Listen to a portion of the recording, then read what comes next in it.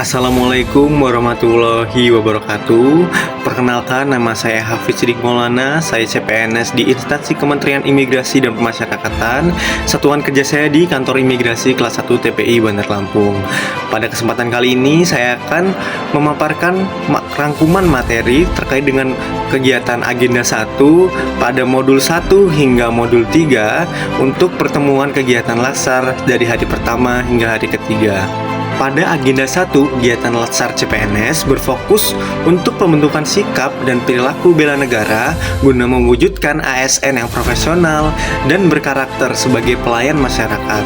Tujuan utamanya yaitu untuk memantapkan wawasan kebangsaan, menanamkan nilai bela negara, memahami sistem administrasi negara, mampu menghadapi isu kontemporer secara kritis. Pokok bahasan pertama yang dibahas adalah terkait dengan wawasan kebangsaan. Wawasan kebangsaan itu sendiri adalah cara pandang bangsa Indonesia terhadap diri dan lingkungannya sebagai satu kesatuan berdasarkan nilai-nilai Pancasila, Undang-Undang Dasar 1945, NKRI, dan Bhinneka Tunggal Ika. Landasan pengertian wawasan kebangsaan itu sendiri berawal dari wawasan Nusantara pada Deklarasi Juanda tahun 1957 yang memandang Indonesia sebagai satu kesatuan wilayah dan bangsa. Nilai pentingnya yaitu untuk menanamkan nilai persatuan dalam keberagaman, nasionalisme, kesadaran sebagai suatu bangsa. Makna strategisnya yaitu untuk menjaga keutuhan NKRI, menghindari disintegrasi, dan menjadi dasar dalam pengambilan kebijakan publik. Selanjutnya yaitu bela negara. Bela negara itu sendiri adalah sikap dan perilaku warga negara yang dilandasi rasa cinta tanah air untuk menjaga kedaulatan negara. 5 dasar nilai bela negara yaitu yang pertama cinta tanah air. Contohnya kita harus bangga sebagai bangsa Indonesia dan menjaga nama baik bangsa. Dan yang kedua yaitu sadar berbangsa dan bernegara. Kita harus taat hukum dan aktif dalam kehidupan sosial dan politik. Yang ketiga yaitu setia pada Pancasila. Kita harus mengamalkan nilai Pancasila dan menjadikan Pancasila sebagai ideologi pemersatu. Yang keempat yaitu rela berkorban. Kita harus rela mengorbankan waktu, tenaga, pikiran untuk negara. Dan yang terakhir adalah kemampuan awal bela negara. Kita harus memiliki kesehatan fisik dan mental serta kecerdasan emosional dan spiritual. Yang selanjutnya yaitu sistem administrasi negara atau disingkat SANKRI. Pengertiannya adalah sistem penyelenggaraan pemerintahan negara yang berlandaskan Pancasila sebagai landasan ideal dan Undang-Undang 1945 sebagai landasan konstitusional.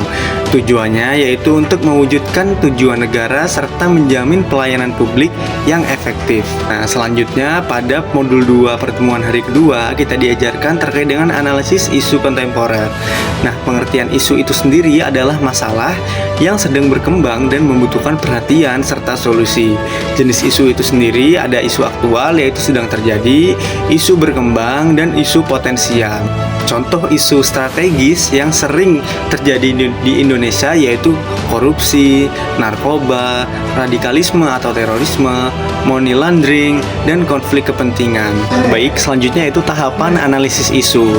Kita dapat melakukan identifikasi isu menggunakan environmental scanning, yaitu berdasarkan data dan fakta yang terjadi di lingkungan kerja kita. Selanjutnya, kita harus mendeskripsikan isu itu sendiri, yaitu menjelaskan kondisi, dampak, dan pihak terkait yang terkait dengan isu tersebut. Selanjutnya kita dapat menentukan core isunya atau isu utamanya menggunakan teknik yang pertama yaitu teknik APKL, yaitu aktual, problematik, khalayakan, dan layak. Selanjutnya kita menentukan dengan metode USG yaitu urgency, seriousness, dan growth. Analisis isu kita dapat gunakan yaitu metode SWOT, Fishbone, mind mapping.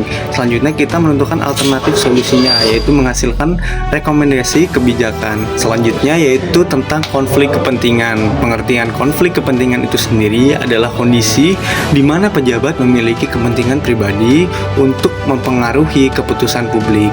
Dampak dari konflik kepentingan itu sendiri yaitu menurunkan kualitas kebijakan serta mengganggu netralitas ASN.